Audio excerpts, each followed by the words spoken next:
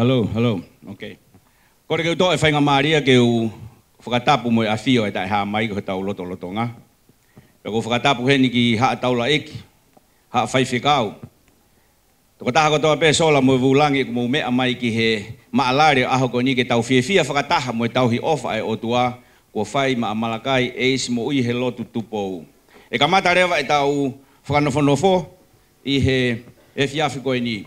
E tau kamata pia mei he te pire koe ni I olunga. O ko whakawhi atu he ni ai ongo whai whekau o e aho, ka whai whekau afuhia maka, pia pehe whoki ki a whai whekau hiwa are ke mo mea mai ki olunga ke te pire mo a. Tau whua ke hapasi pasi.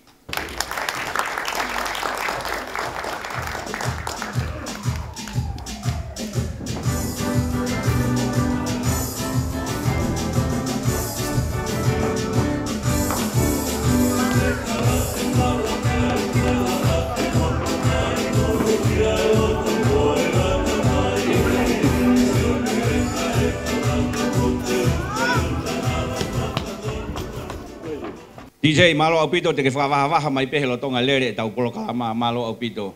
Koe hoko ko whakawhei heni ai whahu o e aho ke ne mea hake ki he te pire I olunga.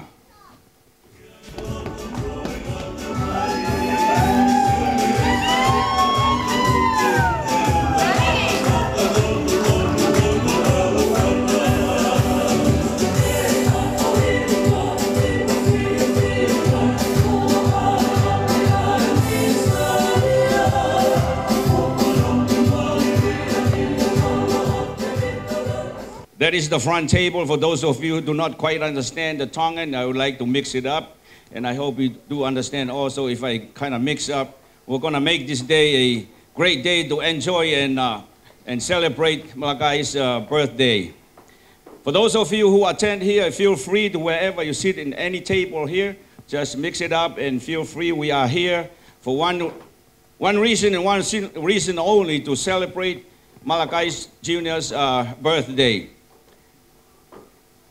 Before I invite the birthday boy, let me explain to you and say who I am.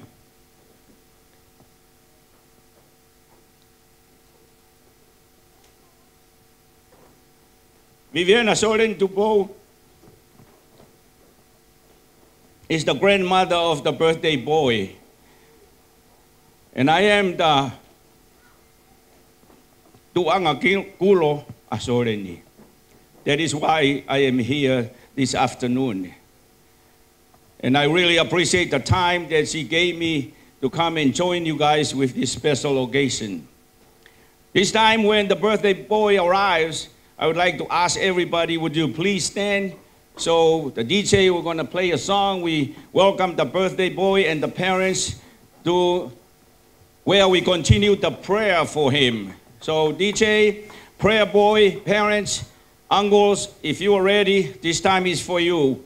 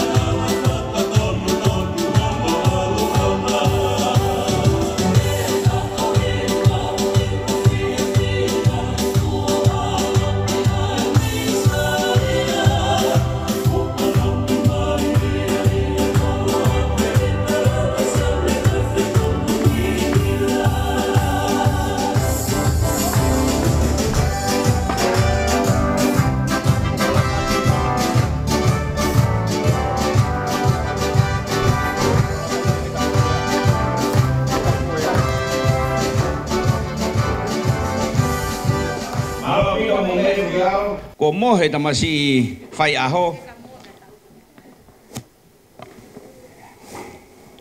Anyway, we're going to hand on the opportunity to the Whaiwhekau. They're going to continue on the special prayer for Malakai Ace mo I he lotu tupou. Whaiwhekau afuhia, Whaiwhekau hiwa, ko tukatu rewa ai whainga maria ko ni ka ki moua, ke mohoka atu ai wau mahu inga o tuunga e tau whakataha he whiawhini ko e lotu I o e aho o ki tala vau koe ni.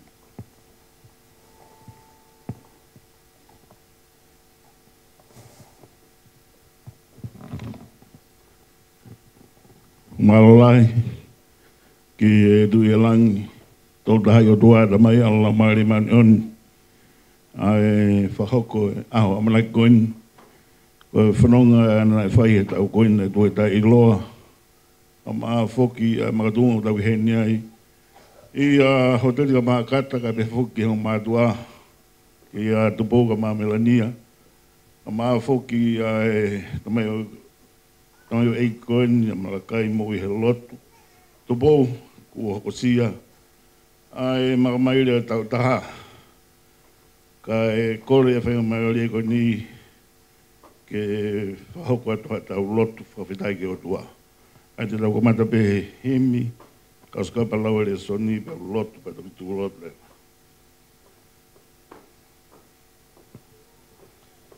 Toru taha walu himi mita nou. Si suonga ofa ki ka whio mai, ki e mau whakataha i he lalo wae. Toru taha walu mita nou. Si suanga ofa ki ka whio mai, ki e mau whakataha i ho lalo wae.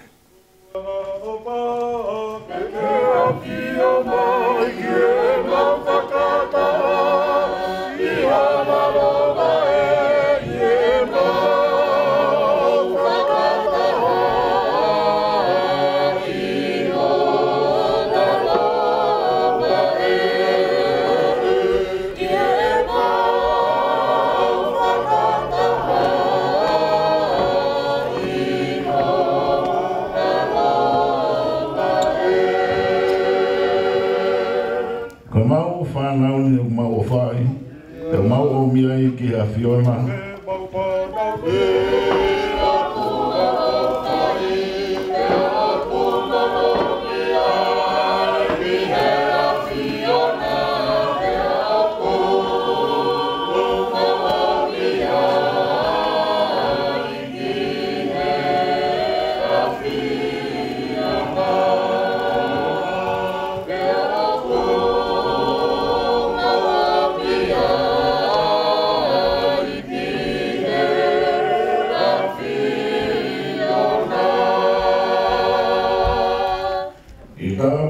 Ki e mau whanau, e nau tupu a rei pia lo te poto. Ke tapua ki e mau whanau, ke hake loa na rei pia lo te poto. Ke moto ua na rei pia lo te poto. Ke nau tupu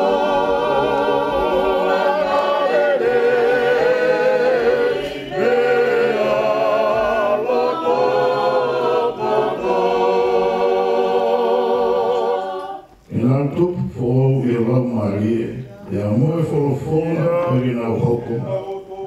O i o la marie, e a moe wholofona, pe a ke na hoko, e a moe wholofona,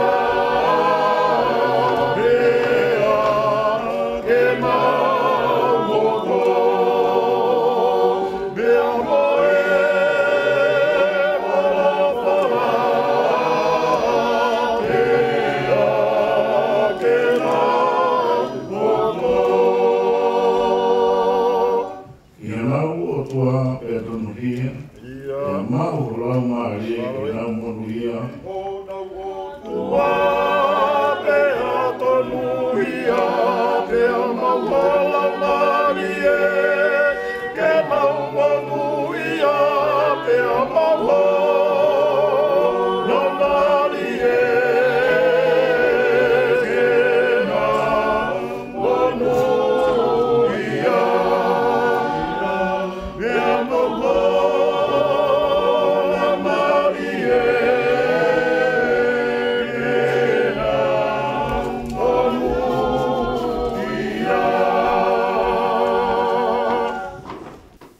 Taulesoni lau e me sāma te au.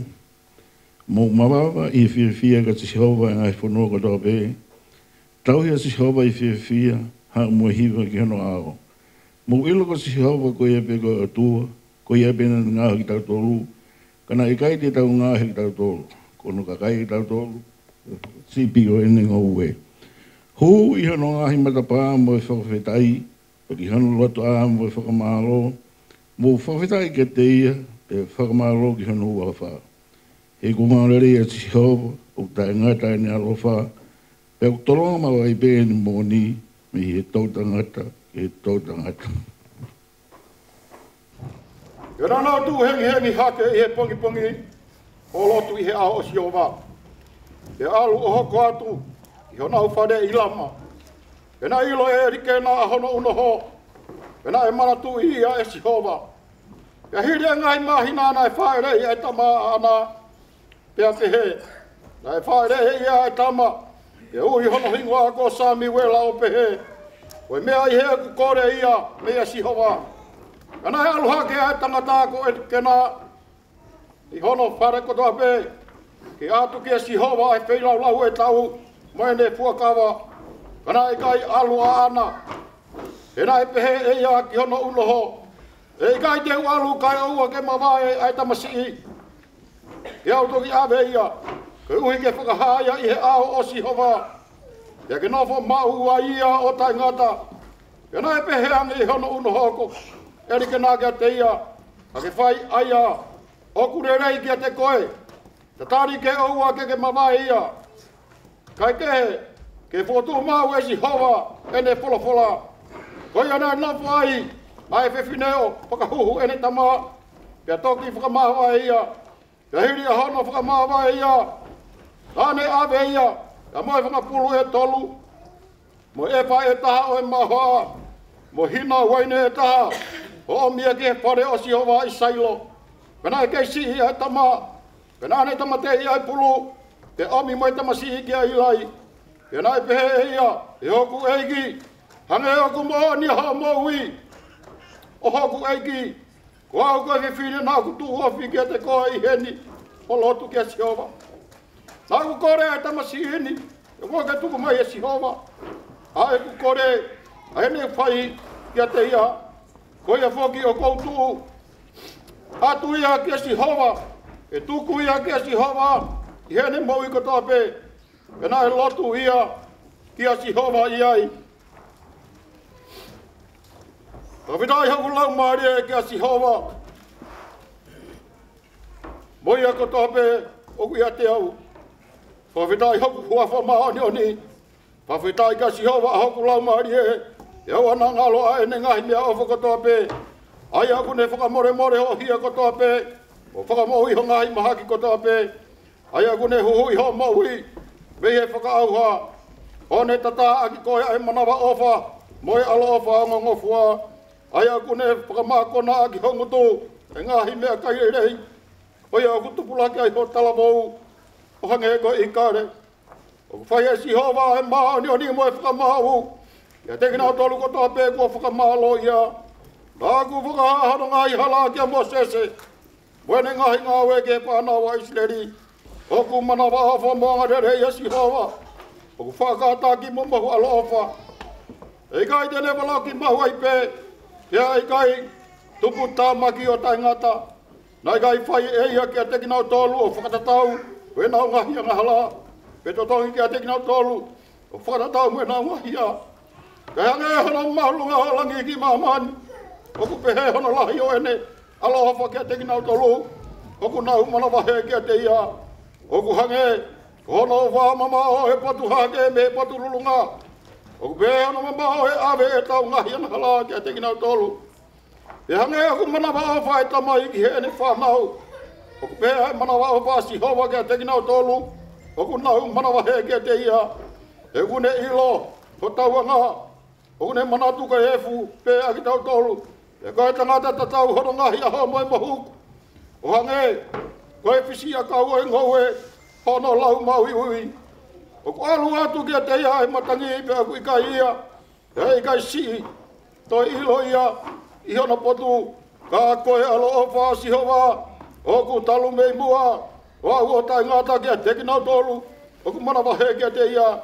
E koe ne maa oni, ki he whanau a e whanau. E o hake o mata ke ngai muunga ai o hau mea e o tokoni o hau o tokoni me Jehova ai ena ne ngauhi a langi mo maman. E kai tuku e ke hiki o wae, koe une tau koe kai tule mohe. Wakai koe une tau he stadi kai tule mohe pe mohe. Ko se hova ko tau hi, ko se hova ko whamalu, mi hon nima tō mata. E kai tā e koe la e aho. Pe mai nā e he pō. E whawhi koe se hova me he koe ko tō pe. Tēnu whamui ho lau maari. E tau hi koe se hova alu ki tua, o riu mai, me a honi o tae ngata. Wau e kai langa si hoa whare o tae ngau e, a kina tō nau langa ia. Ka pau e kai tauhi si hoa e kolo, o tae aonga a tangata leo. O tae aonga ho mou tuku heng pe no pe fōroa he pō, e kai a maa mahi, e kune whaki a moha ki ne pere. O kai koe whanau koe tawhia me si hoa, pa koe fua e manawa koe te tonga. Hange koe ngahi ngahau e nima e tangata maalohi. O pehe ai whanau ai talako. O monuia e tangata ai whonu e ni hau whakahau e rinau tolu. E kai te nau mā, ka te nau rea ki ngahi whiri i he matapā. Ke nana omi e tamasi ki a te ia. Uike ni ala ki a te kinau tolu. Pea lolo omi hene kau akonga a kinau tolu. Ai omi a kinau tolu. Ai he awhio ki ai a sisu, na e tūtā makilahi. O ne pehe ki a te kinau tolu, tūku ke hau ki a te au ai tamai ki. He oku, o nau tolu ai tofia, he oku kāta ki pehe, ai pure anga o e otua. Koe mōni o kou tāla atu ki a te ki mō tolu, koe ia i kai tene mau ai pure anga o e otua, o hange koe tamasisi, e i kai huia ki ai. Te fuhange e ia a kinau tolu, hiono ni maa. O ne hiriwhaki hona ni maka te kinau tolu. Mo ne tāpoki a kinau tolu. Ai whanau. O talanga fuaki ho mō mātua i he eiki heu te tonu en. Whakapapa ki ho tamai mō whae. Raki whekau i au ku ia i talau wha. Koe ui ke le rei ki a te koe. Pea koe ui ke te mō i wholoa i he whanua. Hoki mō tolu e ngahi tamai. O na mō whakatupului. Hio mou whanau, e tau i nau tolu i hamanat, moi whakapoto ki he eiki. Te kau tā mai o eiki, o talama whaki hau mou ngai eiki whakamaha, i he manawa he moi te, i whakamaha moho ni hau mou loto, o hange koe whai ki a kalaisi. I ka i he ngā au e whakamamata pē, o hange koe kau whakawhia maari e ki he tangata. Kai tā au moe kau tā mai o eiki a kalaisi. O whai ai whinangalo oi otua me he loto. O whai loto le rei pēa e ngāue, ki he eiki kai ki he tangata. Pea ilonga ngāue le rei ko i ao takitaha whai e he tangata. Ko ia tene mau me he eiki, e koha po pula ia, e koha taua taina. E koha ki nau tolu e ngahi eiki, e mou whai e ngahi mea pehe, ki e te ki nau tolu o kutupu e whakatautea, e oku mou ilo, oku iai ho mau eiki he rangi. E oku i kai ia te ia ai whiriwhiri mānako. Ngāta, e oku ka inga. Mau mālohi e eiki. E ai e lai o ene mafi. Aia, kia teki mau tolu ai mahapu tau koto ai otua. Pe ui ke mau whātu hake, ngai tūtū ni kākā o te volo. He oku i kai koe tau whangatua mo e kakano mo e toto. Ka te ngai pure, mo i ngai mālo. Mo kau pure o he whakapauri o mamani. Mo kau lau maari e kovi i he potu i olunga. Ko ia ke tō e mahapu tau koto ai otua. Ko ui ke mau whātu ai i he aho e kovi. Ia hiri hono i kui koto pe, kai tū pe. Ko ia ke mau tū. Kono no aki ai mau ni ai kongaloto. Ia ai ke whatawhata, ai sifa, ko he maa oni.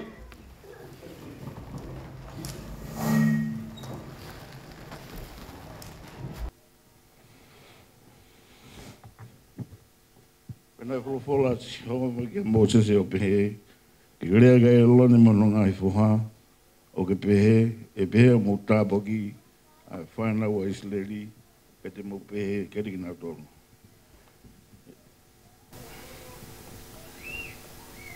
Malakai mo ui he lotu tu bou. Ke whamunui ai koe si hau patau i koe. ke tuku si sopa ke ulo no whonga ka te koe na rofa ka te koe. Ke heke si sopa no whonga ka te koe o tuku ai fie maari ka te koe. Pane nau tuku ko ngoa ke whanau istariri pa teu whamonu ia e nau tolu.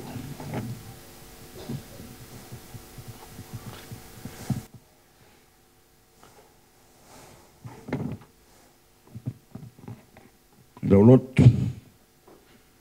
E rua mas ko koe mau tamai whakaibane e a whiona. Mai lau i kuonga, lau i tau tangata, lau i tānit. Tui o taimo i tānit ko hau ta riua, pure whakarewa. Tui ngai tui eike ngahi eiki. Ko taloni o kui he tau kakapapau. Mo whamāolahi e mau kau, ha aho mahu inga whakakoloa. Ko e halafononga e o e tau. Nā ka mau kamata mai me kamataanga o e tau koeni. Ai ahoni na mamao puli pia unga. I e mau whakakukau. Pawhenai na I waka pia e ki hoko e kapten Folau. I he whamili siasi whanua mo e pure anga. E lawai ke whakalalawa e halafononga. Lawai ke tolona pe mateka e ngahi whainga daha. Kai omia ki mau tolu mau tuue e mahina tukua e tau. Family koeni, hoteli ka maa kata. Ka maa fuka melania mo tupou. O kutuunga e mau I heni. Ko tamai o egi koeni ko malakai eni mo I helot tupou. Ai halafononga eni. Nā ke whaki ai lau maari e maa nioni ke deia. E koe whanau, koe siwari o lang. Koe pere ia o e tamai. Hei whatata pe e whorwhola. Ai pure anga o e langi. O tatau mo e mau whanau. Koroa mahuinga. Ai aho ia. Ai manga maire tau taha hokosia e tau taha. Kai ke ai hama mui ai matolo e mao. Moni pe lau a pita. Siriwa mo kou lau kai ke mao. Ko hua whape o si hopa. Ko i e whae e mau lotu. Whae e mau whawhetai, whae e mau whamaro. Whae e ki wharangangi hama o tua. O hange pe ko e resoni nei lau he ahoni. Mo mawawa hi whiwhia ka tisawa ngai whanua roa pe. Tau he tisawa hi whiwhia hau mo he hono ao. Mo ilo ka tisawa koe pe ko tua koe pe nei ngahi tatou ka nei kai te tau ngahi tatou. Kono ka kai tatou mo whakasipi anu ngauwe. Hui anu ngai patapaa mo whawhetai. Kono tā mo whamalo. Mo whawhetai kei pe whamalo ki hono wawha. Hei kutolonga hono wawha ta ngata. Koe ahoni. Koe mahuinga e ahoni. Aho koe ni kuhokosia ai. Koe mau koloa pēni o mau hiki hake whahiki. Ai langi, mo e huawha e whina aia. O ko maoni oni, a sihawanga he kautau. Koe ke toi ai hata haia, e toi whakatau e nau e a whina. Taha pe. O taha I he langi, taha I maamani. O whetai ka sewa kulau maare pe muia ka topeo ke teu, whetai ka noa whamano ni. O whetai ka sewa kulau maare pa ua na ngalo ngahi mea whakatope. O ngahi mea whafungani en, e awhiwena kua tuku ki whamiri koeni. Whakafau huifo e o mātua koeni ho na manawa. Ai tofia koeni, pa koe tofia ke mau tauhi. Tauhi pe mai awhiwena. Koe whatongi ai a mātua koe tahi tofia. Tama wilo ka koloa eiki. E oa na mautai ai hamea I lalo I mamani me o lunga he langi. Ke toi whakatatau ake ofa a whiwanaia. He koe ofa a whiwanaia koe ofa tai ngata. Ko mau whatongia ke tauhi aki ai rereitaha. O hange pe koe resone tupo tāpua ke aho. E malakai mou he lotu tupo. Ke whamonua ai koe sihawa tauhi koe. Ke tuka sihawa ke uranu whangaa ka te koe. Ke hike ke sihawa whangaa tuku ai whia maari ka te koe. Mau whamaro nahi atu. Ai family en. A maa siasi. Kama foki fahu ulu motua. Mungina tolu ko toa me. Hoi kama hamada pule una wihen. Maulono kumai he aho koini. Ke whaka ilonga ia e tau whakakoloa. A makamai le tau taha o e tamai o eiki koini. Ko koloa e a whiona ke tuku mai kati mauloke mau tauhi. Pau ke mau tauhi ia. Ke mahino. O tua mo ui. O tua mo ani, o tua kone ko tofa e hala. E hala whanonga na mau whai he tau koini. Ko koloa e aho ia, ka maa ngahi whatongia ko toa pe aho. E mau to whatongia mau whawhea tu. Lau maari e maani oni haere mai o fio. Haere mai o fio he whakatahani. O mihanonga mo fia maria, o whakikei tau maringi mai ho ngai keresi mo ngai arawha mai tāpu aki. O tonga e mau whanonga i e whae tau Christmasi. O koloa e honi kono lawa ke whakawhea mai ki mau tolu. Pea mau kamata aki a kātoanga aha koni. Mau kamata aki e lotu. E koe lotu koe ia pe mau mata i koloa ia. Mau hao me whakatonga ke maa runga taha peha lotu. Kai behe mea e whamiri siasi whanua take e lotu. O ku kaunga maari e ia. Ka pau e fotu pe a fio, pe tokoni, pe take, lau maari e maani one, he kai ke mau tu e noa. He kai ke mau masiba ha mea. Mau lotu whakawhea ke lau maari e maani one. I whamai o a fio he ngo mātua, a fio he tamai o eiki koeni. Ai hala whanonga e tau taa, lolo tonga maa e ka hauna. O whake omi he nongo mawhia maari e omi, a tāpoa ki o e moi whakasino, a tamai lau maari e. O mua ke hawhia hala whanonga. O mua ke ha aha o tupu hake tamasi koeni. O tamasi e whai ke e unga mai whaala, a family, a siasi mai whanua. Lau maari e maanioni haere mai o whioa. Iaki nā tolu kotoka pē, o nau toto o whatongi a honi. O whake omi anonga mo whia maari, o lau maari e. O mia mo whia, o mia e merino. O ngā ko e hala whanonga e mau whanonga e Christmasi. E kumau watua meri e vege hoko mai e tamasi merino. Hoko mai e tamasi eiki e langi, eiki mamani. E lawa ke whakpulupulu i e tingi mau tolu. Whaia e koe melangina, mau tāpau ki mau whamonu ia. Au kore ngai reini, wafa sisu kalaisis ko mau whamu ui. Amen.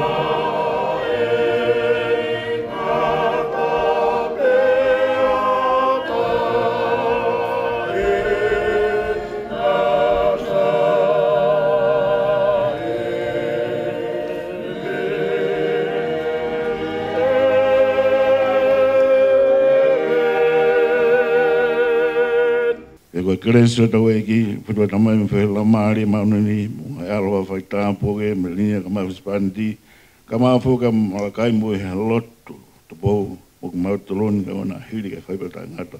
Amen.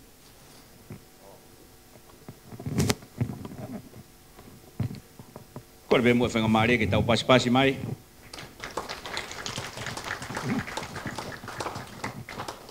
Tuang ke to fa ngamaria ke fa malo ke ngota mai o iki ai o tua. Ko nga ko e uho ngai ni poko ma luta ni uhinga i tau whakataha i he aho ni. Ko ngā koe whakafofonga, o kuna whai pia mehe o tuaha no tāpua ki i o Malakai Junior i he e whiawhi koe ni. O atu e whakahou ngā i au pito, pai whikau afuhia, pai whikau hiwa, ko ngā koe o wau mamafa, mo o wau whakaofu ofa, pe kutau o ngoi. Ai mamalu, mo e lotolotonga o tuaha i he tuku tāpua ki o kumo whai. I jei ko kore te mua ke tā maha tau hiwa, kau whakawhei i rewa e o ngō tā mai oik whai whikau ki mo mea hake ki o lunga, ki he te pire mua. Whanga i galesi e naumari, ki whanga manule o oe Pasifiki, oe Asia, Siberia, Hawaii, na a kapasia si i motusiki.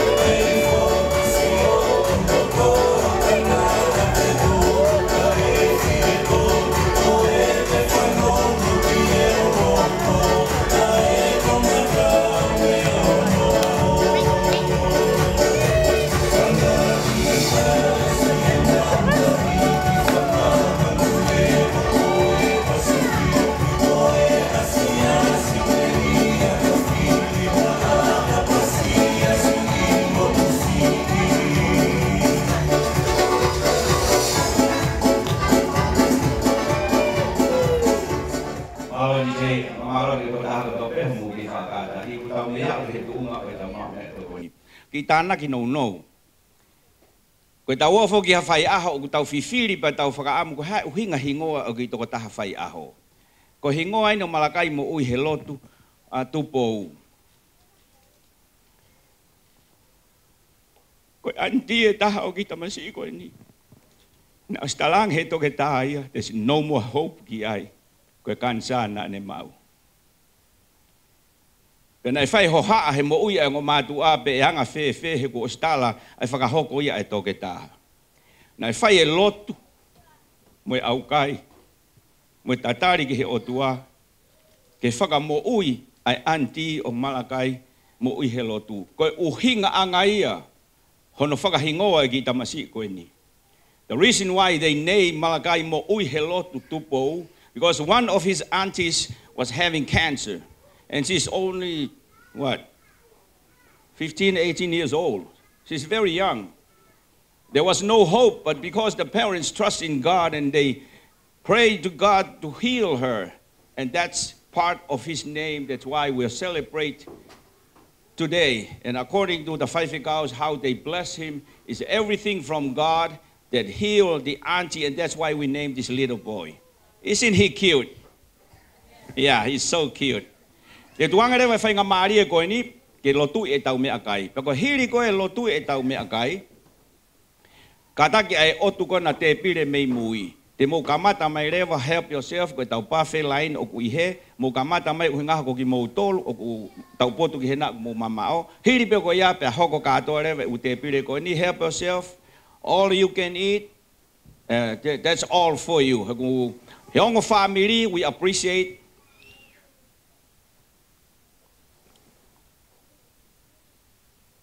We appreciate the time that you are here.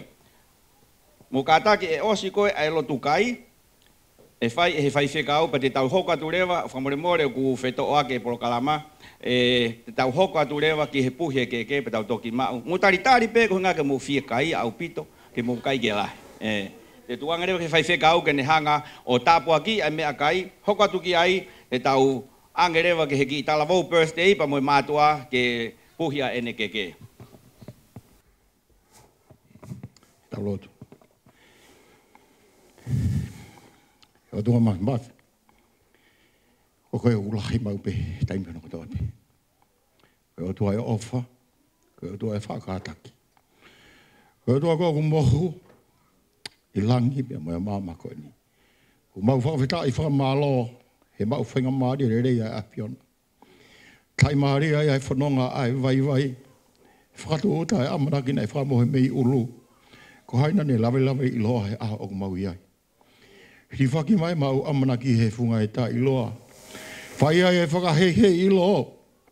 Kai maari e utala mai o kuto a Sihova, o kuto a Sihova e ngai kautau. Ko Sihova kune hanga whakawhonu ai langi mo e mama ko e ni. I he amanaki mo e tui. Pau whakawhetai ai ke te ko he aho o mau iai. Mawango e ku whotu holau maari e he aho o mau iai he loto whare ko e ni. Pau mau whakawhetai whakamahalo ai ke te ko. Uloa ke polo kalama hono lo tui he tangata iki whaiwhekau ai tamasi o talanoa kia e polo fola. Kono api ko loto langipi. Pea mau o ngoi u kai mo inu mea iho mau lau maari e. Mau toi tuuta mai ai ke he ua e lotu o ku whai atu o Sihova. Kore whamore more ki he wheitu na aloha whamai koe anga halapea ki mau tolu. Ko e mau lotu ke whotu ho lau maari e. I he amanaki ke mau mau e mau mea tukoni he aho ku mau iaini. Mau whawhati lau maari e maari ane awhiona ke kau ai. Hangai whawhanga mai ka iloa ia hau e iki. Ka hine whahu. Whaiwe kau mo haa loto. E ta masiha ana e aho PFTI. Kau maa e ulumatua mo yongo whamiri hono lohua. Mo ki mautalo e siasi mo e kainga ofa mai. Sola mo e vulangi. Tamai e whamore more. Ka mau ka mau mea tokoni me he ofani. Whamore more tamai whamore ka mau sino vai vai. Whai ngai whatunga he loto ngā mo e ka hau ia Christpeko alo. Ka ko mau whakamo ui. Amen. Ko malo abitu ke he whaiwhekau, ko e lotu i koe e tau mea tokoni, ka mō ki taimi pē ka ataki, te tau hoko ki ai, kai o wharewa, kua puhi, ai keke o e tamasi i birthday, pa ko whakawhi i rewa ngahi whae, mo ki nau tolu, te nau whakarere o wau ko ia. Tuanga whainga maari e koe ni ki ai, ke puhi e keke e tamasi i birthday. Tā mai pē jise ha tau ngahi hiwa, mo tau tari ki ai.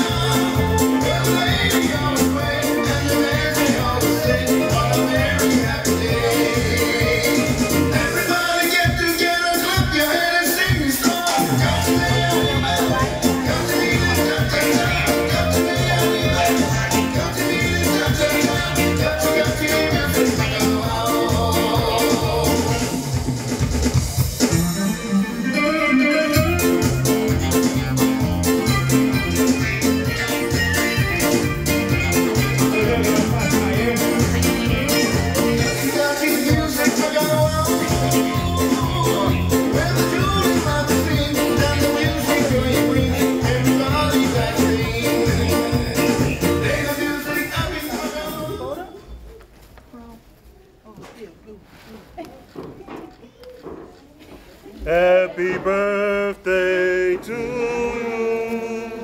Happy birthday to you. Happy birthday, dear Malakai.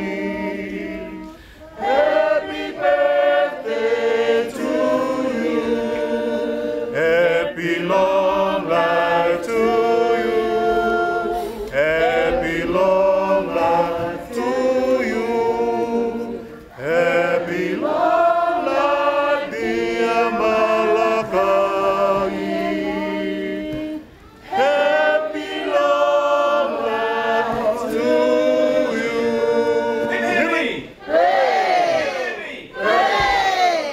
Hippie, hippie.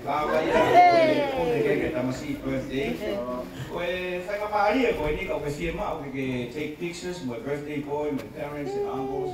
Feel free to, while I ask that table to go ahead and help us here for our birthday line because we already prayed for the food. Feel free if you want to take photos. O info cafe at motor ko na ni outline ko mo kata mo rin ko maot mo ni ato ko ni kata pino ke mo faita kita masify ako kata mo motor ko ka mabenta mai DJ na mahihiba ato ko ho ka pa ito na ka pulo kalama iko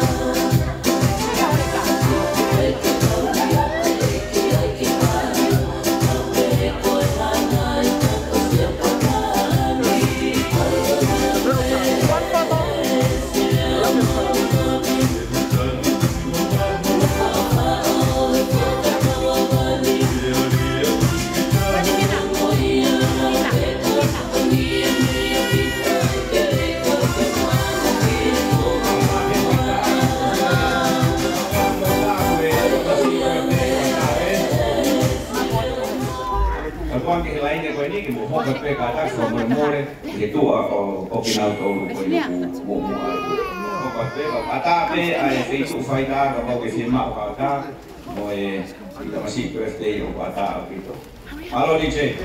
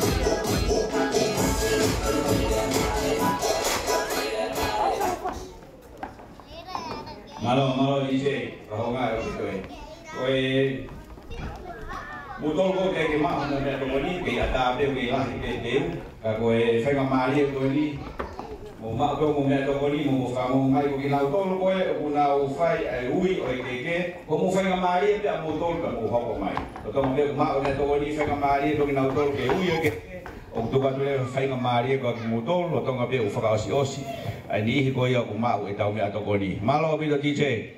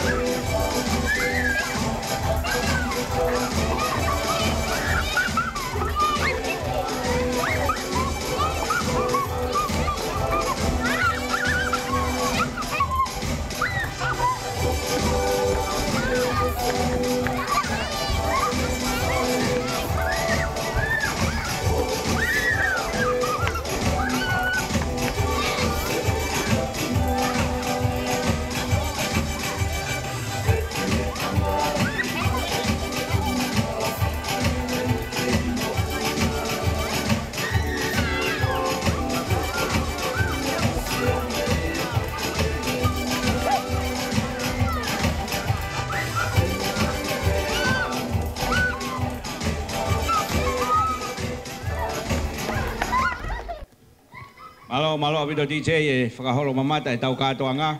Koe osi pē ui o e keke, koe ango whai tau olunga la lahi e ua. Koe ne osi pē ango whai tau olunga ko ia, ko koe koe aiha o maafana, pe koe aiha o tau olunga, kata ki whakahoko mai peki muani, ki hoko ate tau whiawhia.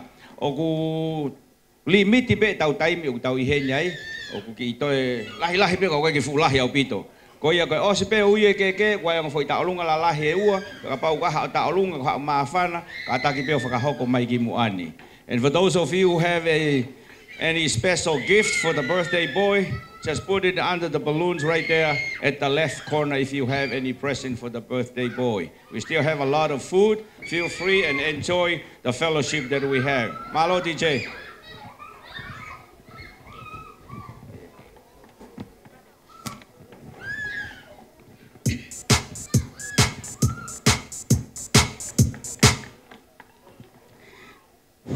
Kore ke u whanga e whatapu ko ose no au whaki, ka e tuku mua e whainga maari e koe ni mo oku, ke u whakahoko atu ai hoki whatongia.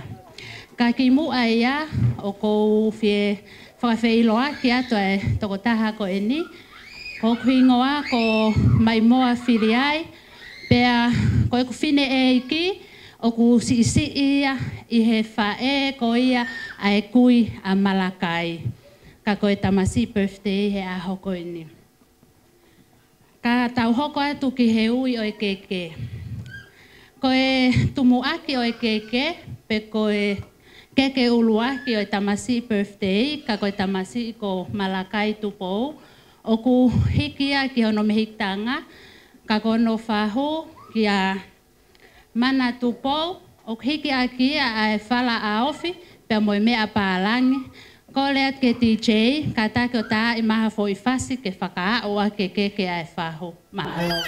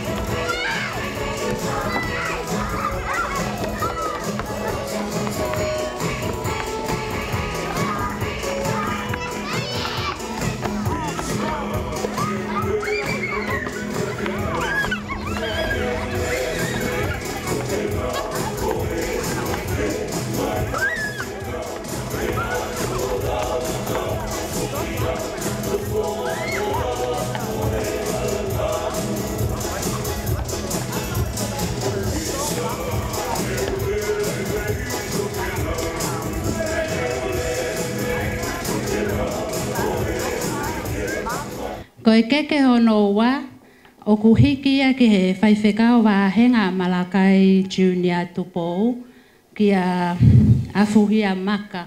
O hiki a kia no whala a ofi, pe mo me a pālangi mo sila. Yeah, yeah, yeah. Take off, yeah, yeah, yeah. Yeah, yeah, yeah. Yeah, yeah, yeah. Take off, yeah, yeah, yeah. Yeah, yeah, yeah. Yeah, yeah, yeah. Yeah.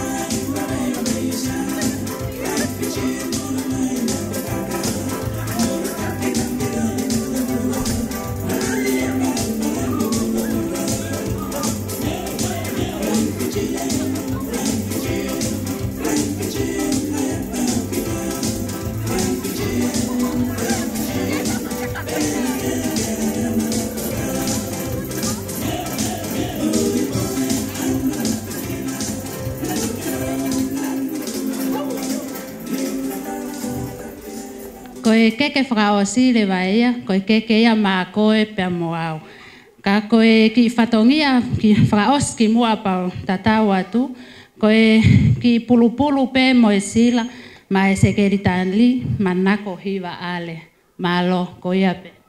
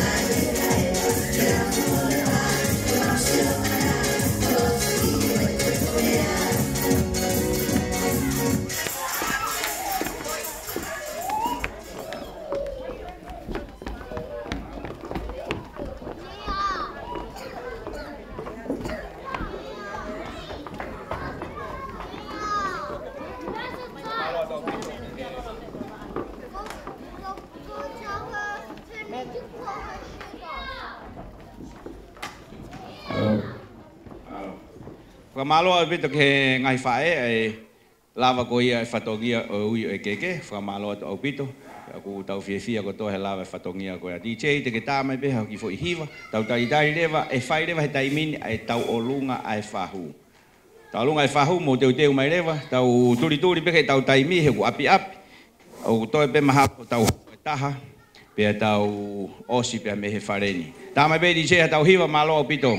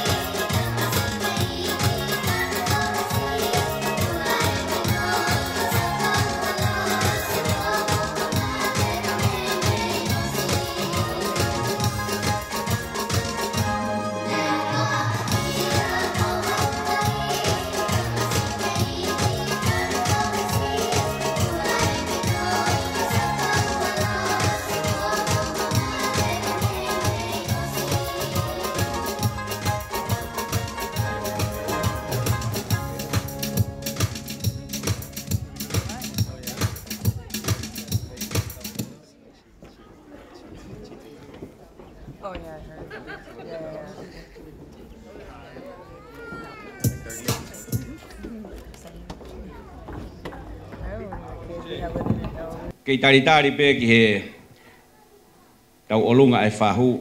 Umo ilo i kotoa pea makapae o. Ko ki kolo vao. Pa ku tuai e nau hau ko hinga ku kai nau tohe na mugo nofo he vao. Ko mea ku tuai ai. Ko mu ka ataki wha more more. Te nau wau mai pe. Au sai pe foke nau hau. Mama o mo nau whaingata ia. He ku make nike kui e ki. Tala vou koe ne utau whakataha ai. Tene lava peo fixe mea rere ke vawe mai ka nau ha. Malo DJ.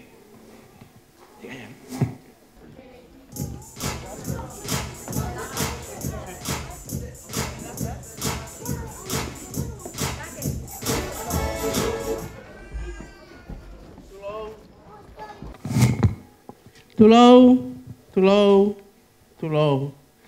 Tap mai aho mono mahuinga. Kai ata ke whakau ko atu ai ki whatongia koe ni. O e tahine whahu o Malakai e ahoni. Ko ki ngoa ko ana seini. Talau mo te moa. Toa mo he loa. Takai whala ke seta leki manu.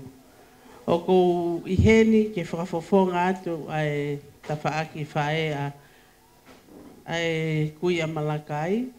Whae ni tamai. Ko lahi au taha ai kui a Leni i he kui a aku. Nei ko ta whokitau, o tupu mei ai a vei ki a so Leni. Whine eki ko e malile, tupu mei ai a toa whiri moi unga, o ku fuhiai e whine motu a koe ni. Pea koe whatongia e whia whini, tonu au pito, he koe whai pui, ai lahi ki he sii. Kai kehe, kore atu, ki he whae a Malakai, ki he omi mua ki tamasii, pea e whakafofonga atu he whamiri, ai ki tau olunga koeni, pea koe teki, o fuaki pe ia, ma ki tamasii birthday o e ahoni. Koe ki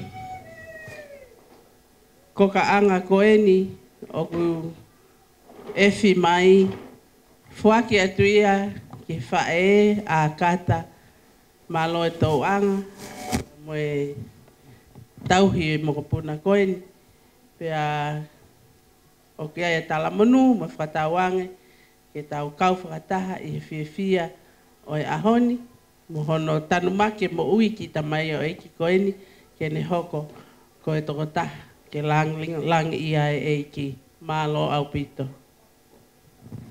Malakai, lava ma Malakai o hui e teki o lotu, mo ui he lotu.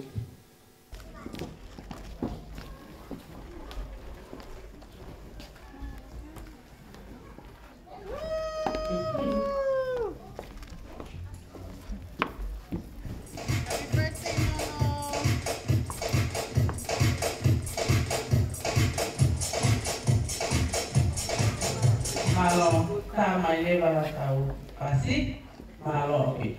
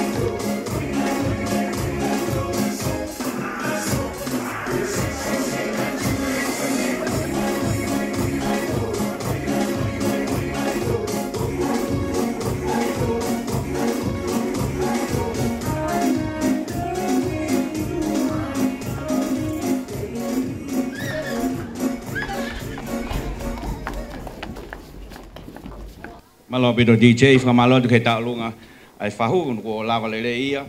Teu mai ai tau olunga ai ki birthday boy ko e fainga maria ko ni tu watu ia ki he i tamasi oi aho wa ene tau olunga ai fai he taimini ke tau toki hoko atu mei ai. Wa ko wa ha ma fana ma ha o tau olunga ko fie o mai ka ta ki pe fa hoko mai ki muani o ku peunga pe tau taimi ko tu e lava pe ngahi ma fana ma ngahi o fa pe tau hoko atu malo. Malo.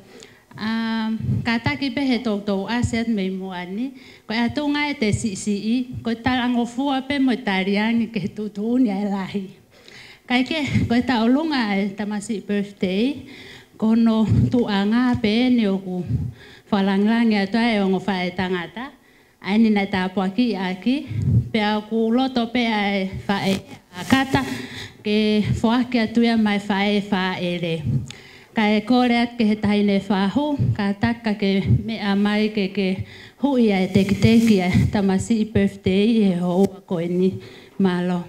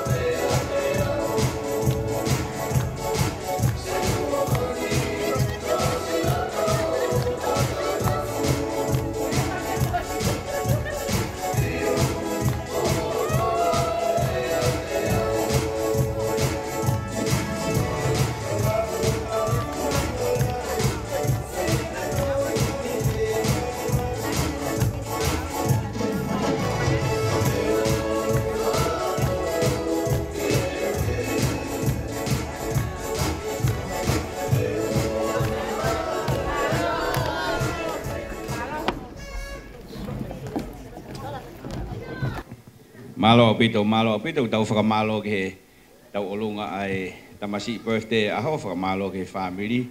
Ko mo tolo no katoa. Koe aho nia koe aho katoa ngoi fia. Ko hinga koe mo ui fo o tapu aki ia ki a ngo family koe ni. Kono hinga ngai u whaia tau fia i he fia fi koe ni. O tai pe hata ha kwa ha mafan ha tau olunga o fie whakahoko mai. Ata be whenga marie kei toi pe tau taimi pe tau toki osi pe me feitu uni.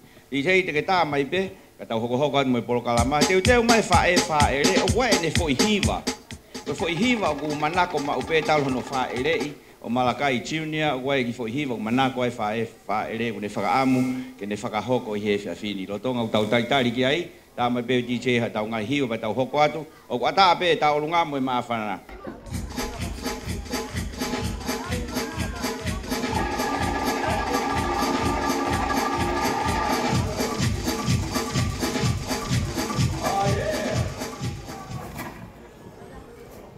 Ko le peke uhu whanga he ngai whakatapo ko siono hao whaket mei moani. Kai ata mo ki whine matua koen. Ke whahoko atu ai ki maa whana koen. Ko hoku ingoa ko henga tupo niua. Pea koe ki tālunga koen ni. Koe ki tālunga eni a whelengi pea mo sione tupo niua. Koe honga ia pe. I he kui a Malakai. Me asi me alahi. Kusile leanga family ko ni. I he tokoni. Kai ke lau ai family toto. Ka na e mahulu atu. Ai wheo whaaki. I o mau kau ngā mea. Ko e ki tālunga ko ni ku whahoko atu ko ni. E Iasnita tupou niwa. Oku lotolelei pea whelengi kai pehe ki a sione. Ke silava mai pea Malakai. O mao atu ai ki tola taha koeni. Oku i e tekteki e tahenta alunga. Ne ongo ne si i. Pau kakapa ha mau iwi. Ka oku si i. Kan hange koe lau. Ko e neongo ne si i kai whai peha whenga ke kauhi he pue o e aho koeni. Ko koe peo ke hau mei hoi, pe ku ke penake manaka tangata ki hoi, ha a whewa, mo e houma, mo ngahi whaitu ko ia, ko tau taimi eni. Tā mai peha whasi o wawe mei ha pai, kai whaka me i te ai tahi ne tālunga o whalahi atu mālo.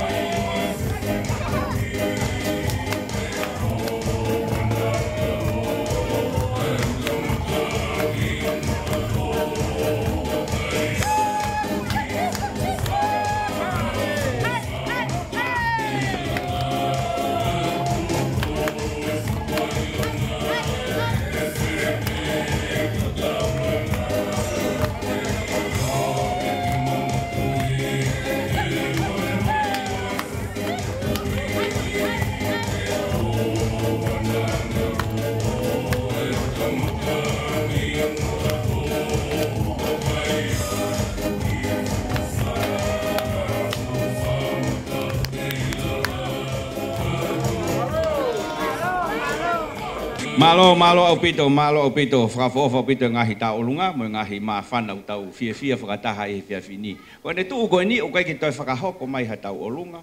Aku toi e tau hou e taha, whainga maari e pe ke tau whakamau le rei pe mo tau whakamau opo ngahi o wha. O te kai toi whakahoko mai ha tau olunga e ne tuu koe ni, ko ose ngahi tau olunga. DJ, ai koe koe whakamei te ke tau fia ai ka tau toki hei. Whakahoko atu tau mei osi. Malo.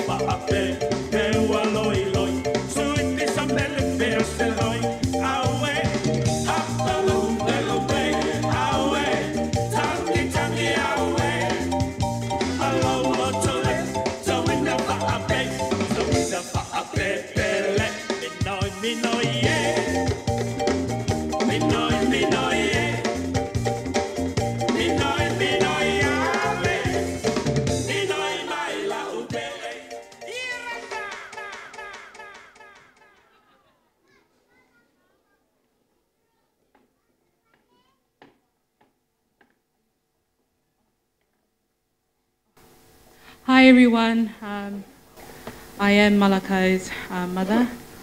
I would like to sing a song with my sister-in-law, Alisi Baya.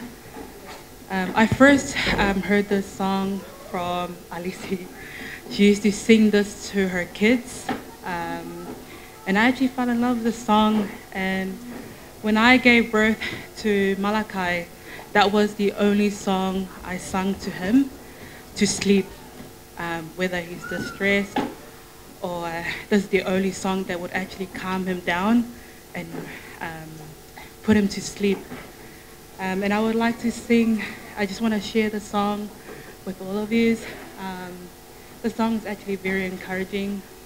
And one day you guys could sing the song to your kids too. But yeah. Shall we?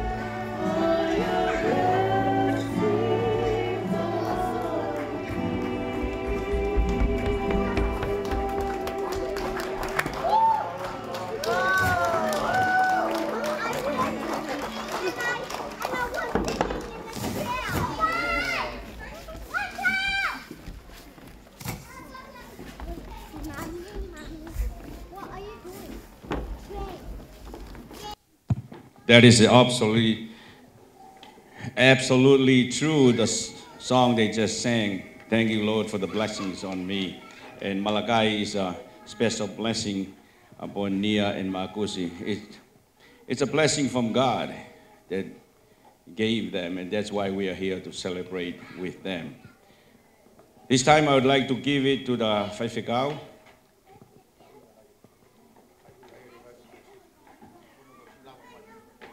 Katak, wai tau olunga ko lawa mai, ate whenga maari ko ni magmutol. Whakahaha mo fia. Ko fia ko toa pe ku wau mai, upau pe ki tau whakahaunga iho mo hela mai.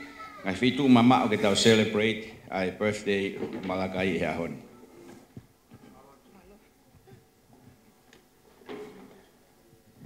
Maloa pito MC hono tuku mai whainga maari e koe ni ke whaiate ki tālunga. Silika. Koe ki tālunga koe ni, koe ki tālunga pe hoki mokopuna koe ni. Ko ki mokopuna koe ni,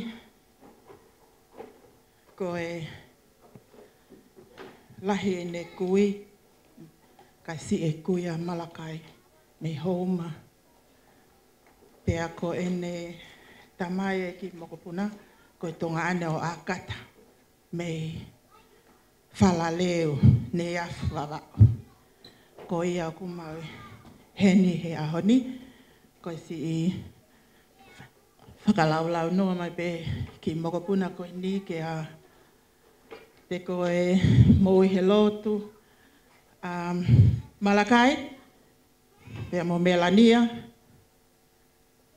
pea mo moi he lotu, ka taki mai hui ate ki i tek o Silika koe paanga peta ma oaha foi taipa o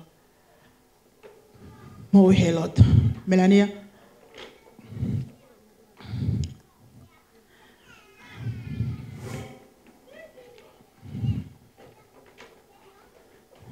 Koe ako whamore ata. Koe hauma kotoa pe, koe kuia Malakai na e whakanofo e no pelevaea ko kalu. Pea koe na e ui koe fototehina o kalu. Pea koe kuia a Malakai tamai a Marcus. Pea koe nau mama o ata. Kaku toi pe a whanau. Whakatawanga pe o alaka Marcus. Hoko atu e whaiwhatongi a ne koi. Kai kataki e DJ, tae mai moha ki foi fas. Kai whai e ki i tālunga koe ni asiare. Koe hingoe ki foi poko moe ni ko siale. Vai tunia a taongo. Me houma. Tonga tapu, ne afu wawau, malo o whatu.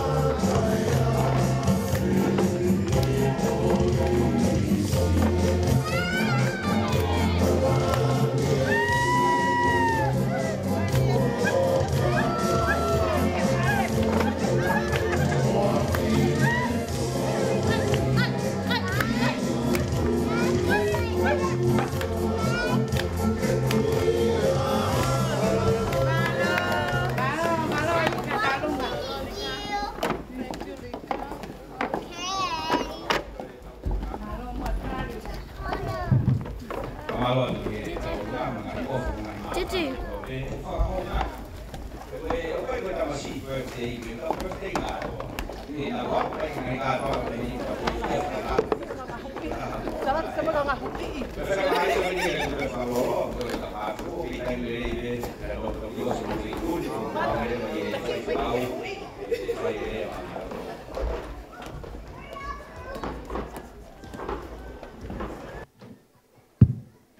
Malo with MC.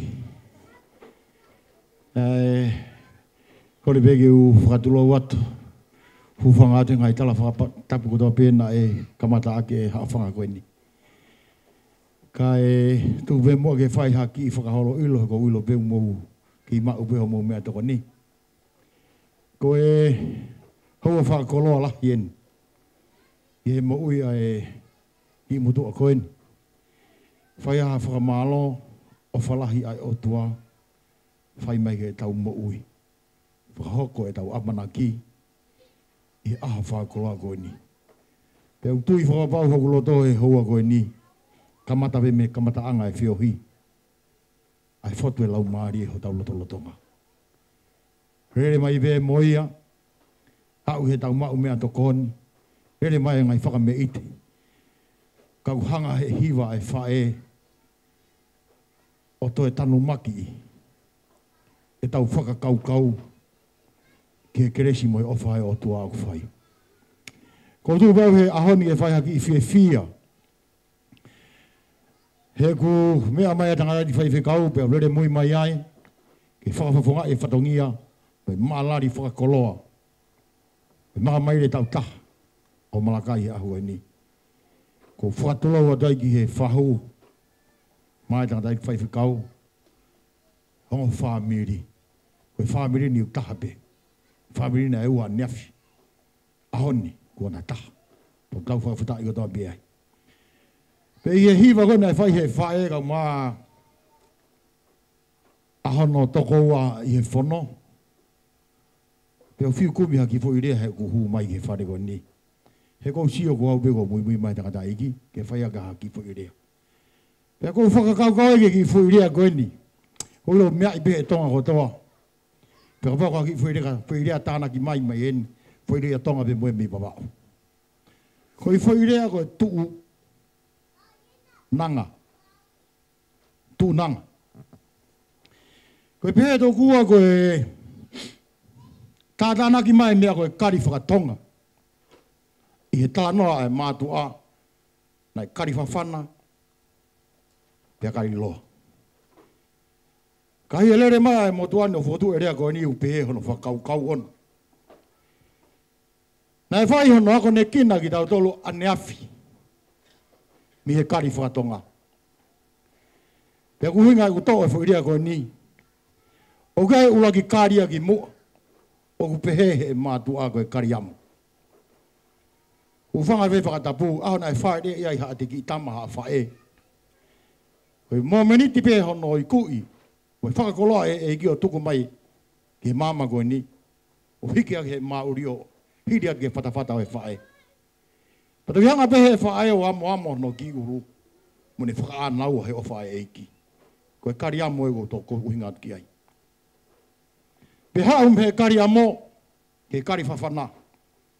Peha ne kei whanonga ka e kari whawhana ki he kari loa. O kutala he kui e ne ofa ki ono mōpuna. Ha mea le rei pe ko ne ma, he tonga mo e toke lau. He whenga ko ne whai, kono uruaki mōpuna. Tala mai ko ne hiki ono ni maa pai.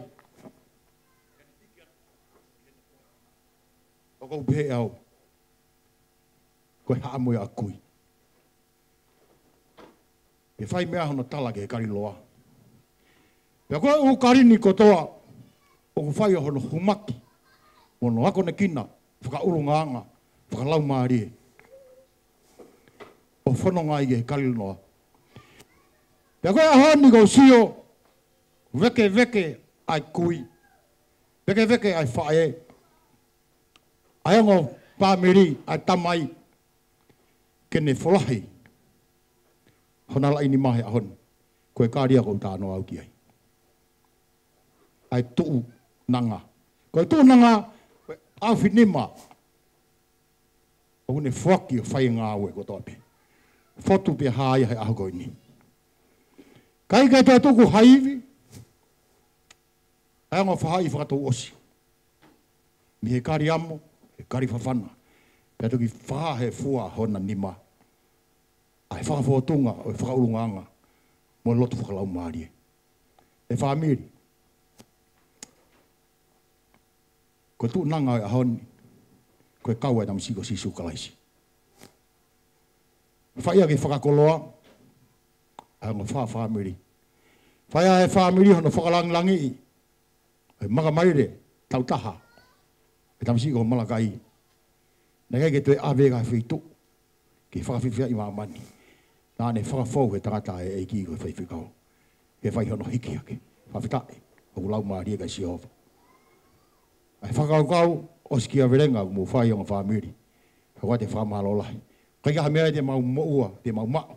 Ko lotu maa maa noni bea o tua whaikera.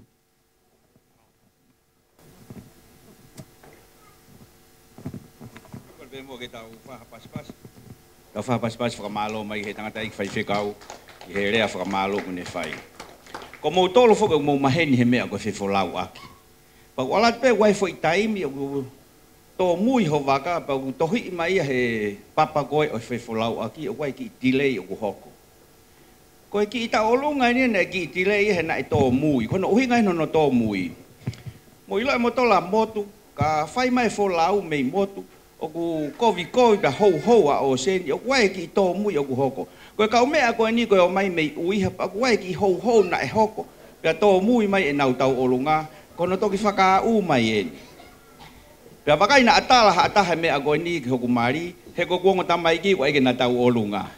Koe ki tō mui o kuhoko. Kai ke, DJ, tā mai peha tau hiwa ku teu mai he kuongo tōras ke na whai mahaure tau olunga, koe taha hana tau olunga. O toi tau hawhi hoa, whakaikai te tau whakaosi aki pē tau olunga kuongo whewhine. Pe tau whakaosi aki i he e whiawhini. Malo.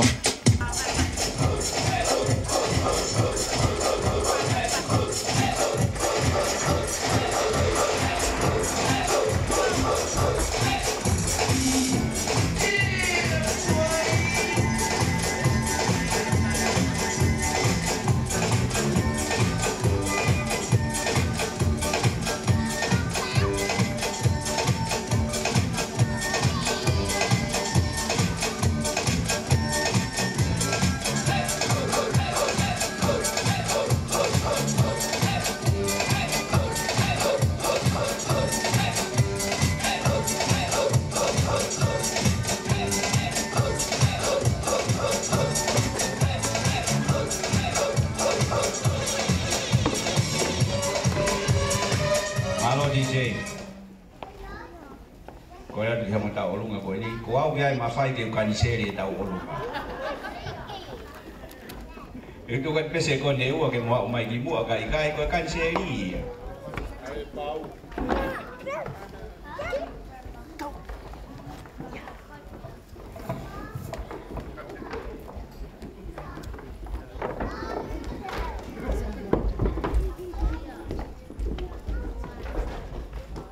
Malo di che ko ke fo ko lau ko pehe ko sa nge kaunoa he no fonoa.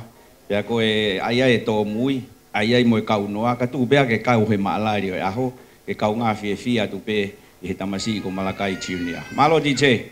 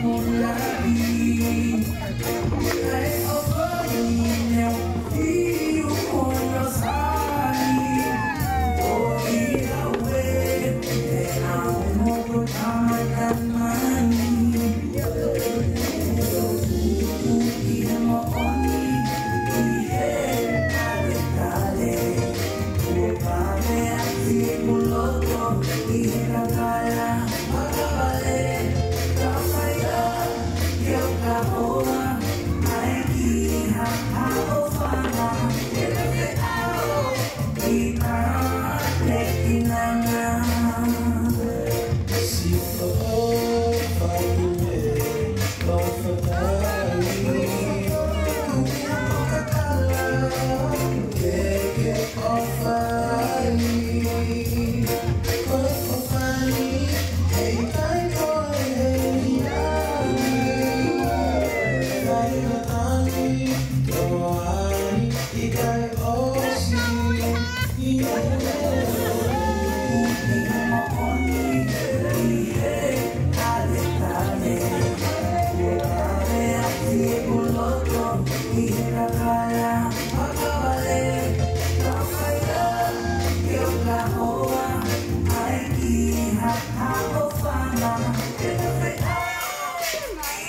Malo apito tau olunga ko ni ko tui ko waka hoko te nau ki wawe mai mo toi lo ange nau tau olunga.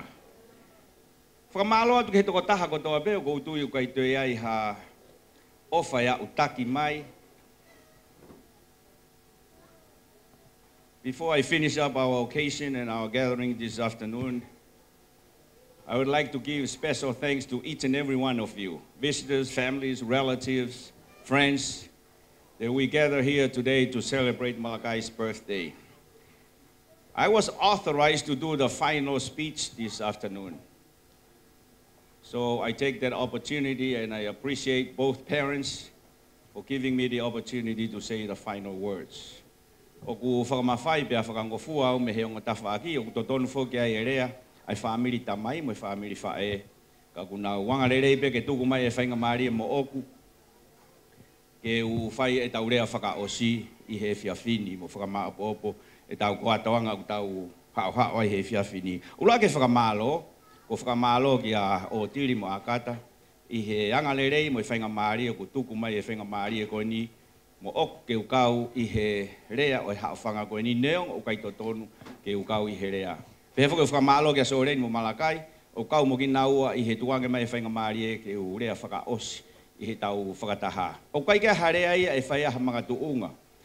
O ko whakamalo atu ke heonga mātua, nia mo mākusi. Whakamalo atu ko hunga ko e whakaafi nei o mo oku nei whai e lere mai e he ngahi mea ki heke. Pea ko inasia he kātuanga he ahoni. O ko lau koe koloa, pea ko lau koe whainga maari e whakahunga e whainga maari e oku o mai. O ko he whake e whakamalo ke he taha kotohange ko lawe nei ho lawa mai. Ma ke he whakamalo ke hinga ke he ongo whai whekau, o tā mai o ik whai whekau. Malo au pito e o wau whakaofa mo o wau mahu inga o tau inasia i he whiawhini. Whakamalo fo ki he whahu, ko e whaakātaki mo e tatari mo ki tau tolu. Ko rea te whakaosi ake e tau kātoa ngā, o kwa e kupui wholofola na e mānawa ake he ongo tā mai o iki whai whekau i he sāme. Te uhangaha ke hoku mata ki he ngahi mo unga o hau me ai hoku ngahi toko ni. Mākosi mo nia, e iai e taimi te mo o atu ki hongo mātua whi mau tokoni, te nau mau atu he taimi, e ai taimi he kai ke nau mau atu. Whakatau tatau pe ki moua. As a parents, they can help as much as they can. But the word says this afternoon, look up to the hills where your help come from. That means look up to Jesus. Every time you go through the valley, every time you go through the darkness of this walk, look up to the hills. Jesus is our comforter. Jesus is our peace. Jesus is the supplier of our needs. That is a very important. As you continue on to raise your wonderful son, always remember, number one, look up to Jesus. He is the source of everything. He answers your prayers. He supports you, he helps you with your husband, everything that you do in this walk. And then you feel that peace that was within you. Why? Because the first priority in your walk, you ask Jesus to help you. Bible says, cast your cares upon him and he cares for you. You surrender your life to him, everything. That's why it says, David says, look up to the hills where your help comes from. Og mahuinga buite fola ko ya, nia mo makusi, ko e wholofola mahu inga i he ohi ho mo foha. Sio ka sisu, ko e ka mataanga mo e ngataanga, aia o ku hau miai homo toko ni. Taulotu tuku. E o tua ku tae fie tu kua, ai mau whakamalo he whiawhini. Ko hono hinga na mau kamata pa mo e awhiona, pia na ngā ue mai ho loto ngā, o kamata pia mo e awhiona. Io, pia mo oni, pia whakamooni ho wholofola, ko koe koe kamataanga, ko koe koe ngataanga ai afiona. Pena ma whakamalo i he wholofola. Ia mo lotu ma whana. Ia whai heo ma whai whikau. O mau inasi ai pia ku ma upu ai ho mau lau maari e o i kai ngata pe ia malakai chiunia ka guau mai ka teki mau tolu e mau fia he katoanga mo e maalari o e ahoni. O tua koe mau lotu ia mo e mau whakaamu, whakafoke monu ia ma melania mo makusi. Koe taimi o kutafe mai ai monu ia pia mo oni hau wholawholai halakawa o elo ne e mui a teki naua o kapau. Tena sio atu kia koe ke ngahi mo unga he kuhau hona toko ni mia koe. Koe mau lotu ia whakaluku fua he fiafini, whaamiri ka inga maheni mo kaunga mea ku mau iheni. Tukuange, ai ako naki mahu inga o e fiafini ku mau foki mo ia, ke ngai feitu na mau takitaha hau me iai, koe mau sio mo mau tokanga ke whai atu ke he afiona. Whakafoki hata apua ke mai ongo whaamiri, whakafoki hata apua ke mo ki nau tolu ko toa pene whai mai e ofa i he katoanga e fiafi koe ni. Mau lotu atu tua mafi. Whakafoki le rei hoka ai ngā ko nau ngahi feitu u, a usia atu a pongpongina ngahi hoko mai o hoko atu e nau whanonga ia te koe pe. Mau matoa ke fia he fiafini ka ai hawhahinga le rei. Ai hamonu ia ka ai hawhia mau ma i he whiohi anga o e fiafi koe ni o na mau puke na mau pore taki ai ka mau whakafoki ko toa atu ia ke whakalangi langi i ma ata pe ho afio. Io, te kei afio mai ko mau tui te mau nofo atu ko ho whanau ke mau whai hono whakahoho ia i ho whina ngalo ia sisu kalaisi ko ho alo pia ko mau whakamo ui. Keresi tau eiko sisu kalaisi mo ofa tua ko tamai mo feo ho lau maari ma oni. Mau luta ho ofa he ongo family mo ki mau tolu ko toa pene lava mai he aho koe ni ke ona hiri kai whai peo lau i kuonga. Amen.